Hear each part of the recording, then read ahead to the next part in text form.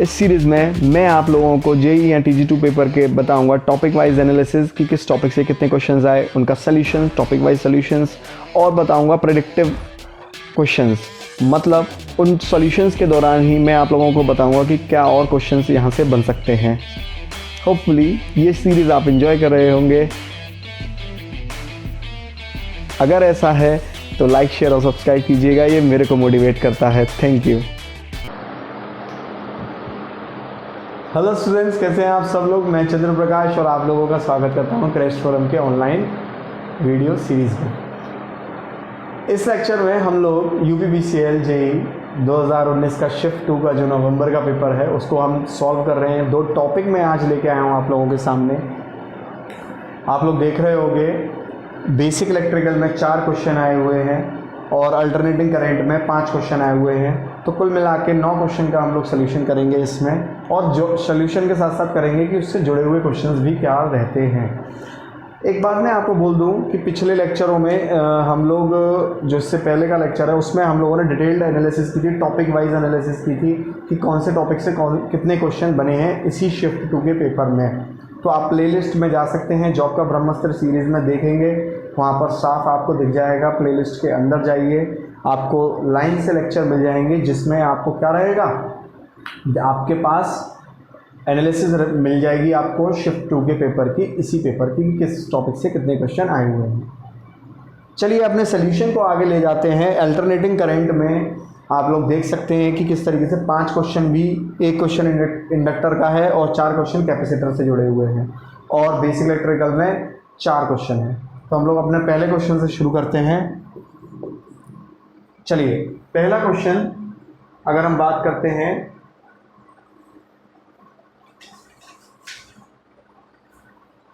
Unit of conductance, वो पूछ रहा है चालकता का मात्रक क्या है।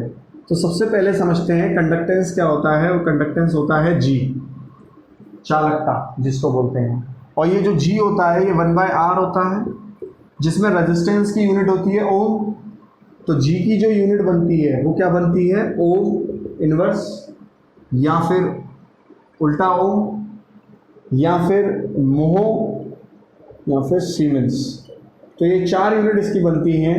ऑप्शन में 2 यूनिट तो दी हुई हैं, फिर तीसरा ऑप्शन दिया है बोथ, चौथा ऑप्शन दिया है नन ऑफ दीज। तो यहाँ पर मोहो और सीमेंस दोनों यूनिट है कंडक्टेंस की, तो मोहो और सीमेंस दोनों आंसर हो जाएगा, दोनों आंसर हो जाएगा मोहो और सीमेंस। क्लियर है इतना पॉइंट। तो मोहो और सीमेंस दोनों आंसर हो जाएगा। चलते हैं अपने नेक्स्ट क्वेश्चन पे।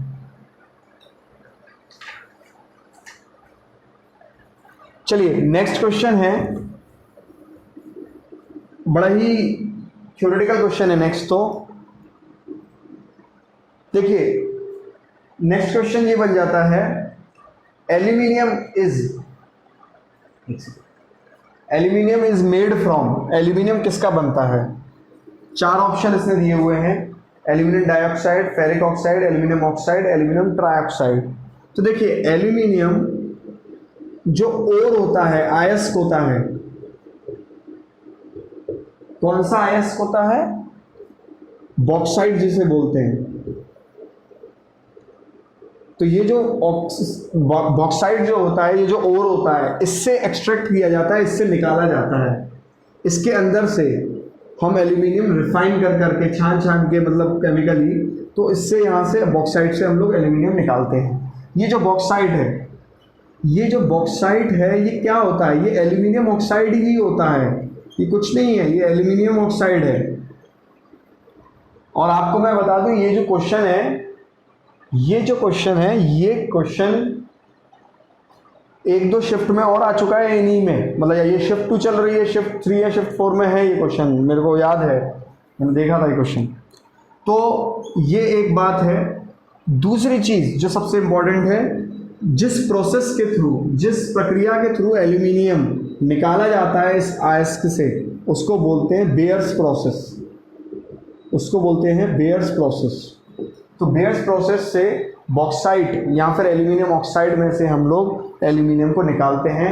ऑप्शन आपका बन जाता है सी, ऑप्शन बनता है आपका C, option is the right answer.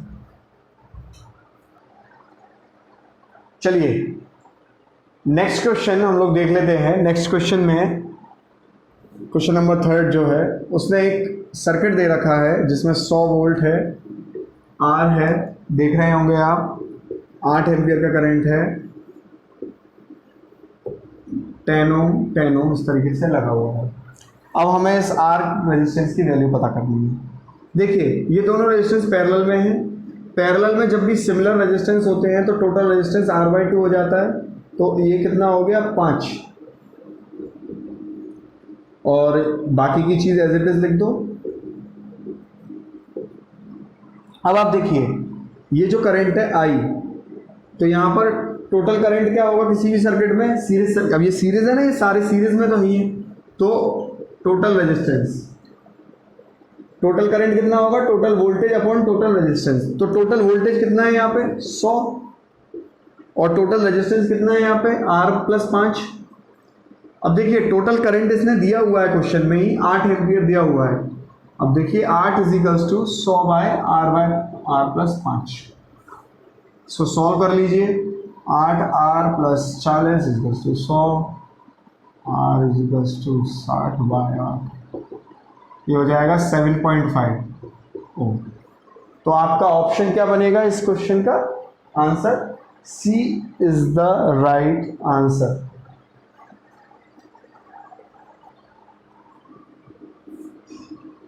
चलते हैं अपने 4th क्वेश्चन पे। 4th क्वेश्चन क्या कह रहा है, ओम्स लॉ को पॉइंट फॉर्म में कैसे दर्शाते हैं। तो देखिए सबसे पहले मैं आपको बता दूं, ओम्स लॉ को 3 फॉर्म में दर्शाते हैं हम लोग, पॉइंट फॉर्म में, इलेक्ट्रिक फॉर्म में, और तीसरा फॉर्म होता है मैग्नेटिक फॉर्म, चुंबकीय फॉर्म। विद्युत फॉर्म सेकंड हो गया, चुंबकीय फॉर्म तीसरा हो गया। मैग्नेटिक पॉइंट फॉर्म में क्या होता है, J = सिग्मा E से हम लोग दर्शाते हैं। मतलब ऑप्शन अगर देखेंगे आप तो C is the right option. तो J = सिग्मा E किस तरीके से, देखिए, और इलेक्ट्रिक फॉर्म कौन सी होती है, V = IR, ये तो सब जानते ही होंगे, फेमस है काफ़ी।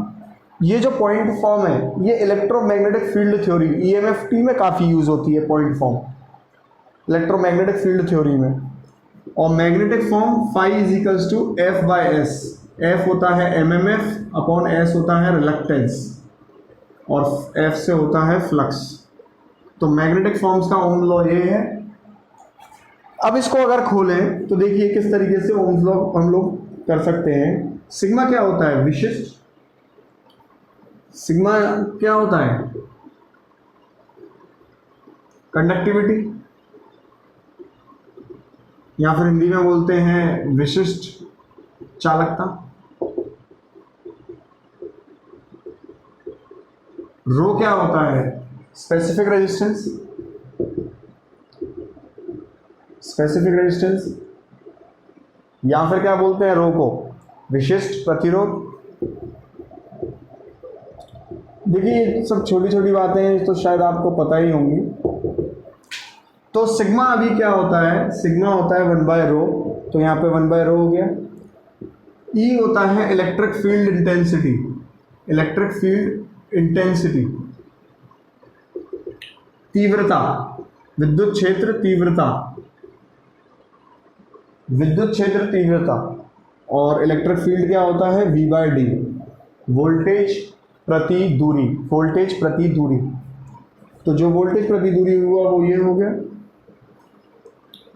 अब आप इसको देखिए, मैं अगर रो को, सबको पता है एक और फॉर्मूला रेजिस्टेंस का, R = ρL/A, यहां से रो की वैल्यू निकालूं तो क्या निकलेगी, RA/L।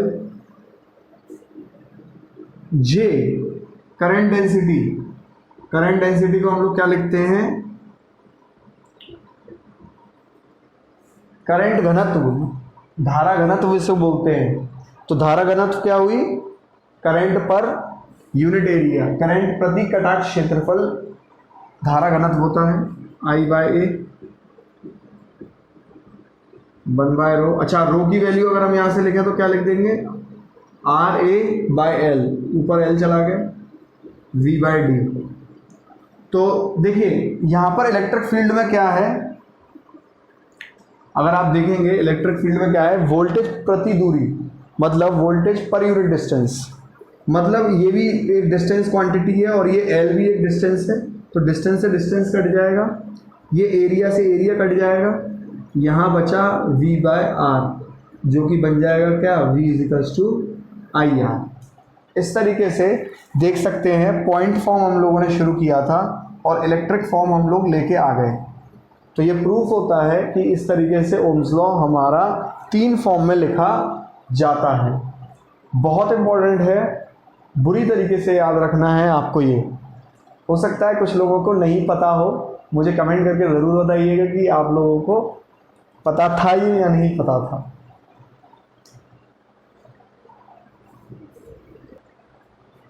चलते हैं अपने नेक्स्ट क्वेश्चन पे, क्वेश्चन नंबर 5। अब हम लोग एसी के पार्ट पर आ चुके हैं। क्वेश्चन नंबर 5 देखते हैं। एक कुंडली का स्वर्ण प्रेरण अधिक है, एक कुंडली का स्व प्रेरण अधिक है, higher the self inductance of the coil, तब क्या होगा? लोअर होगा weber turns, lower the EMF induced, longer the delay in establishment of steady current through it. देखिए 4 ऑप्शन आप लोग देख रहे हैं, आप लोग इनको समझिए। जितना ज़्यादा सेल्फ इंडक्टेंस हाई होगा, इंडक्टेंस क्या होता है? इंडक्टेंस होता है वो प्रॉपर्टी जो करंट के बदलाव का क्या करे, विरोध। देखिए वोल्टेज, एक्चुअली वोल्टेज स्टोर हो जाता है इंडक्टर के अंदर, और ये वोल्टेज या ईएमएफ जो भी कह लीजिए, ये किस पे डिपेंड करता है? -LdI/dt। इसका मतलब करंट के जो एकदम होने वाले बदलाव को, इसमें जो पैदा हो जाता है वोल्टेज, ये इसके अंदर होने वाले बदलाव को क्या करता है? रोकता है, रेजिस्ट करता है, होने नहीं देता। अगर यहाँ पर डीसी करंट जाए तो ये ईएमएफ ही पैदा नहीं होगा, पर जब एसी जाती है तो एसी करंट में तो बदलाव होता है, इसके मान में बदलाव होता है, तो उसी वजह से यहाँ पर पैदा हो जाता है ये ईएमएफ। और ये ईएमएफ ही क्या करता है? इसका विरोध करता है फैराडे के सेकंड लॉ के अकॉर्डिंग, लेंज लॉ के अकॉर्डिंग। तो लेंज लॉ के अकॉर्डिंग ये जो पैदा वाला ईएमएफ है, ये इसी करंट के मान के बदलाव का विरोध करने लगता है। अब जब ये विरोध करने लगता है मान के बदलाव का ही, मतलब इसके मान में जो बदलाव आएगा उसका विरोध करने लगता है, तो ये क्या करेगा? इस करंट को स्थिर अवस्था पे आने से रोकेगा। Longer the time it will take to reach the steady state, मतलब क्योंकि ये इसके बदलाव को रोकेगा, कहेगा तुम मत बदलो, इसका मान मत बदलो, तो इसका मतलब मान बदलने को रोकेगा, इसका मतलब ये इसको स्थिर होने से भी रोकेगा। तो आपका जो डी ऑप्शन है, longer the delay in establishment of steady current through it, नियत धारा स्थापित करने में देरी होगी। तो जितना ज़्यादा एल बढ़ता जाएगा, उसका तात्पर्य यही है कि उतना ज़्यादा ईएमएफ इसके अंदर बढ़ता जाएगा, जो कि इसका करंट के मान के बदलाव का क्या करने वाला है? विरोध करने वाला है। बड़ा ही प्यारा क्वेश्चन था। चलते हैं अपने आगे क्वेश्चन पे। देखिए अगला क्वेश्चन एक बड़ा ही अच्छा थ्योरी का क्वेश्चन है, कैपेसिटर से जुड़ा क्वेश्चन है। ये पूछ रहा है हाई फ्रिक्वेंसी के लिए कौन सा कैपेसिटर मोस्टली यूज़ किया जाता है? तो देखिए mica is the right answer. Mica mostly use किया जाता है हाई वैल्यू ऑफ फ्रिक्वेंसी के लिए। चलिए चलते हैं अपने नेक्स्ट क्वेश्चन पे। Unit of dielectric strength, unit of dielectric strength. तो डाइलेक्ट्रिक स्ट्रेंथ की यूनिट क्या है? देखिए डाइलेक्ट्रिक स्ट्रेंथ क्या होती है?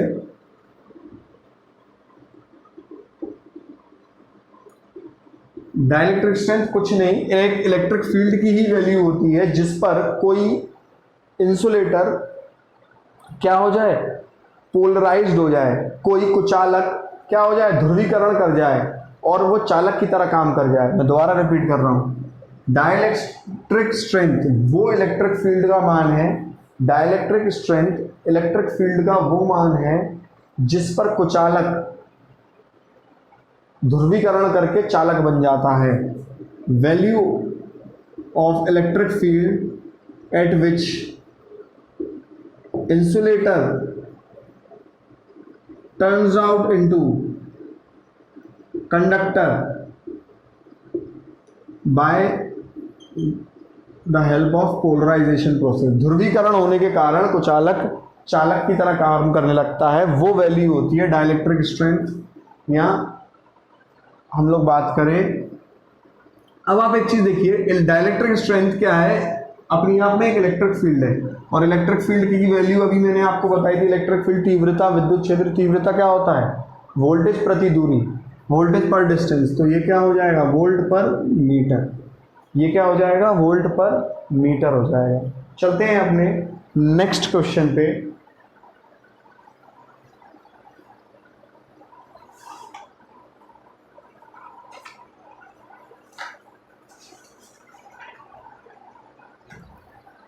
देखिए अगला question,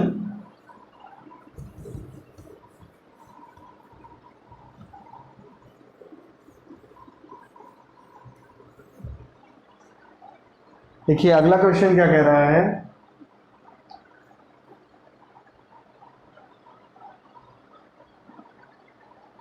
in pure capacitive circuit the angle the voltage with respect to current is, voltage current के सापेक्ष में।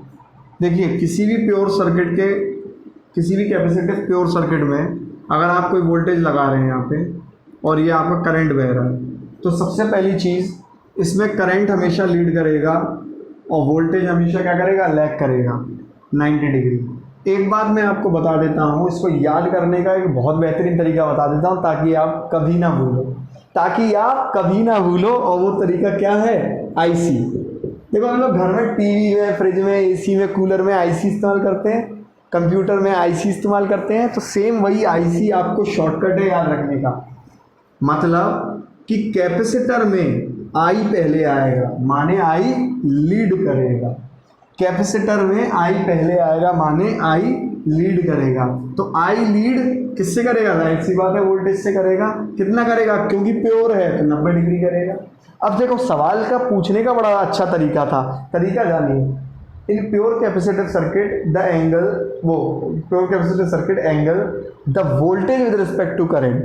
तो वोल्टेज करंट के सापेक्ष क्या है, 90 डिग्री पीछे है, 90 डिग्री पश्चिमगामी है। तो C is the right answer, C is the right answer. देखो अगर वो वोल्टेज के रिस्पेक्ट में करंट पूछता तो करंट इसके रिस्पेक्ट में, तुम यहाँ खड़े हो जाओ और इसके रिस्पेक्ट में करंट कहाँ है, आगे दिख रहा है तुमको, पर उसने क्या पूछा, करंट के रिस्पेक्ट में वोल्टेज क्या है। तो करंट के रिस्पेक्ट में तुम करंट पर खड़े होगे, तो वोल्टेज क्या है, पीछे है, वोल्टेज पीछे है। तो ये आंसर क्या हो जाएगा, the voltage with respect to current, current के रिस्पेक्ट में वोल्टेज कहाँ है, पीछे। तो C is the right answer, 90 degree lagging. देखो यहाँ गलतियाँ बहुत होंगी, यहाँ गलतियाँ बहुत होंगी। किसके रिस्पेक्ट में कौन पूछा है, समझना। एक राम है और एक श्याम है, राम आगे है, श्याम पीछे बैठा हुआ है। तो अगर हम कहेंगे राम के हिसाब से श्याम कहाँ बैठा है, पीछे, और अगर हम पूछेंगे श्याम के हिसाब से राम कहाँ बैठा है, आगे, तो वही चीज़ सेम इधर है। अगर हम बात करेंगे वोल्टेज और करंट की, तो आपको इस चीज़ को बहुत भली भांति समझना पड़ेगा। वो पूछ रहा है कि वोल्टेज बताओ विद रिस्पेक्ट टू करंट, मतलब करंट के रिस्पेक्ट में वोल्टेज बताओ, तो वोल्टेज तो पीछे ही आ रहा है करंट के रिस्पेक्ट में। चलते हैं अपने आखिरी क्वेश्चन पे। देखिए अगला क्वेश्चन है, बड़ा ही अच्छा क्वेश्चन है। 15 माइक्रोफैरेड के कैपेसिटर कनेक्टेड हैं सीरीज में। तो 15 माइक्रोफैरेड के 3 कैपेसिटर कनेक्टेड हैं सीरीज में, 3 कैपेसिटर कनेक्टेड हैं सीरीज में। अब देखिए 15 माइक्रोफैरेड के 3 कैपेसिटर कनेक्टेड हैं। कैपेसिटर के अंदर रेजिस्टेंस का ठीक उल्टा हो जाता है, मतलब यहाँ पर सीरीज है तो टोटल कैपेसिटेंस में तीनों जोड़ दोगे, नहीं भाई, रेजिस्टेंस होता तो हम जोड़ देते हैं सीरीज में, पर ये पैरेलल है, मतलब पैरेलल वाला फॉर्मूला यूज करेंगे। कैपेसिटर में उल्टे हो जाते हैं ना फॉर्मूला, तो सीरीज में कौन सा लगेगा, तीनों एक ही हैं, तो 15/3 5 माइक्रोफैरेड। अगर यही कैपेसिटर में, ये सीरीज के लिए था, पर यही अगर कैपेसिटर में मान लीजिए, मैं क्वेश्चन में बदलाव कर देता हूँ, तीनों सीरीज में दिए होते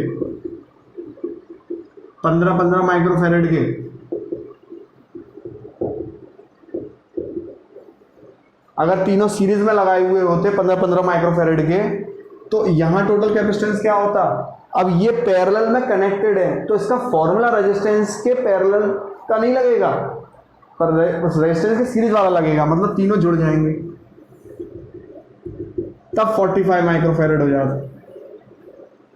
पर तब कब होता, जब ये पैरेलल में लगे थे। तो कैपेसिटर में फॉर्मूले उल्टे होते हैं सीरीज पैरेलल के, ये बात मैं आपको लिख लो, आप बता देता हूँ। सीरीज में क्या रहता है कैपेसिटर में, 1/CT is equals to 1/C1 plus 1/C2, और पैरेलल में क्या होता है total capacitance C1 plus C2। तो अभी आपसे पेपर में ये पूछा है ऑप्शन 5, पहला is the right option, option A is the right option. तो स्टूडेंट्स इस तरीके से हम लोगों ने आज बेसिक इलेक्ट्रिकल और अल्टरनेटिंग करंट UPPCL JEE नवंबर 2019 का पेपर शिफ्ट 2 का ये 2 टॉपिक कवर कर लिए हैं। मिलते हैं अपने नेक्स्ट लेक्चर में और दूसरे कई टॉपिकों से, जुड़े रहिएगा। Thank you, have a nice day.